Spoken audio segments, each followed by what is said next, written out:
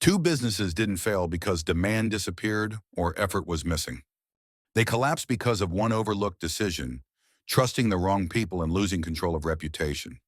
In both cases, the consequences were fast, brutal, and impossible to reverse once they started.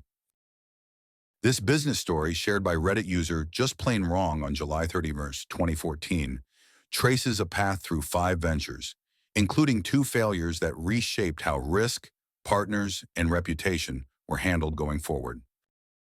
By the time business number 5 was operating successfully, 2 earlier ventures had already collapsed in painful ways.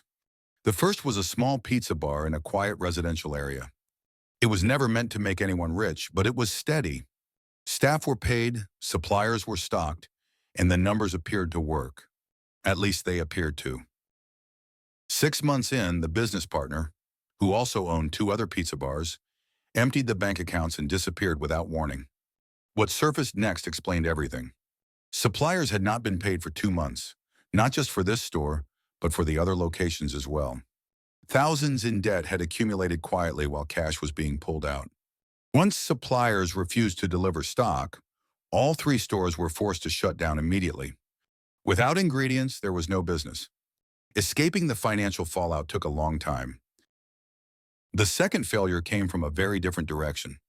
This was an on-site domestic IT support business run from home, offering virus removal, file recovery, Wi-Fi setup, and general technical help. The operation was professional and well-presented, with a fully signed van, a dedicated phone number, strong customer service, and reliable contractors available when work exceeded capacity.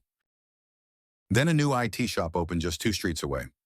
The operation was chaotic and unprofessional. Second-hand computers were sold with pirated, often infected software. Hygiene was ignored, service standards were non-existent, and customer experiences were consistently poor. Within 3 months, the damage spread beyond that single business. The reputation of every IT technician in the entire district collapsed. Customers stopped trusting local providers altogether and began driving 30 minutes to the nearest capital city instead.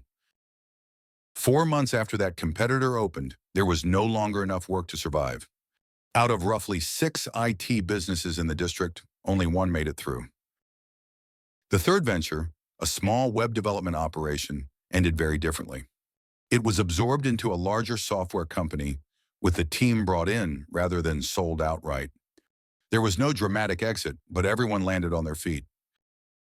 The fourth business was a co-founded web design company, which was later exited through a share sale.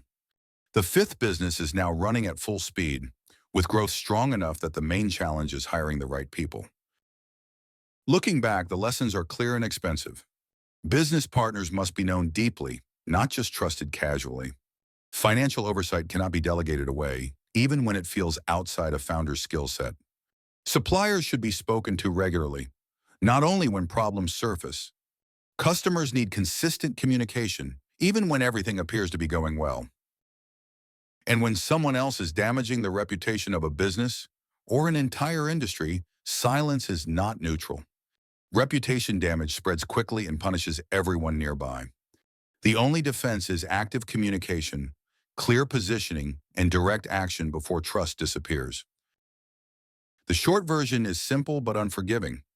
Watch the books, know exactly who you are in business with, and communicate constantly with both suppliers and customers, because the cost of not doing so can be total collapse.